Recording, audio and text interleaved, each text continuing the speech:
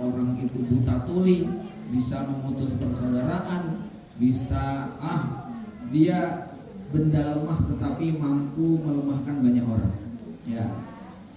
Jadi akhirnya diusulkan ustadz-ustadz harus mendapatkan pemahaman tentang warok terhadap amanah keuangan, ya, supaya ustadz hati-hati jangan sampai menyalahgunakan kewenangan.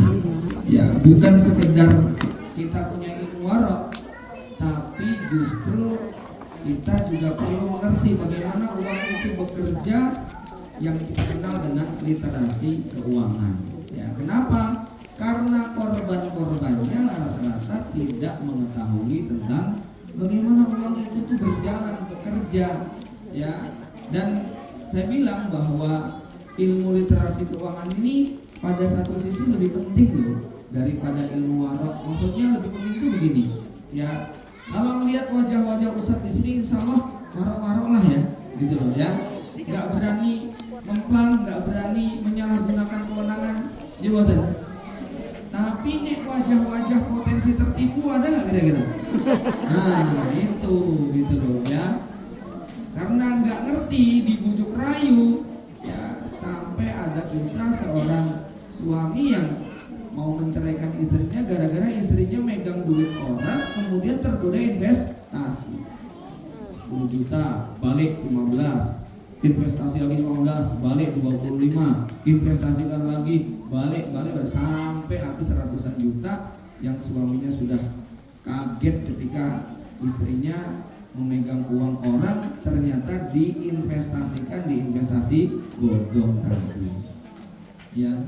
Dan investasi ini bisa terjadi bukan hanya offline, yang online juga sangat banyak sekali. Ya.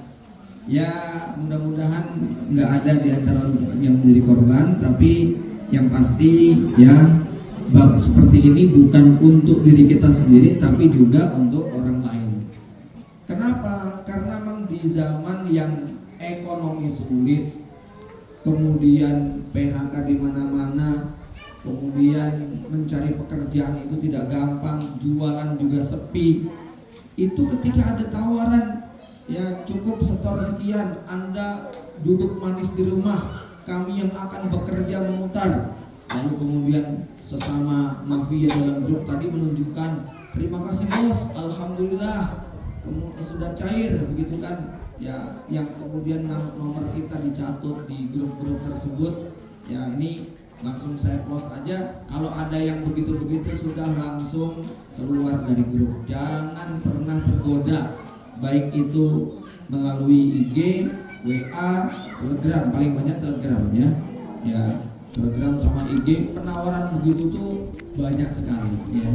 Maka para umahat yang dirahmati Allah, siang ini kita akan sedikit berbincang tentang literasi itu apa, bagaimana kita berhadapan dengan bukan makhluk ini ya, buatan manusia, produk manusia, tetapi memang daya rusaknya sangat luar biasa. Ustadz itu sekuat apapun imannya, nek matanya sudah ketutupan duit, itu jalan juga kesandung ya. Makanya kita nggak heran ya fenomena korupsi dan sebagainya itu bisa terjadi semacam ini.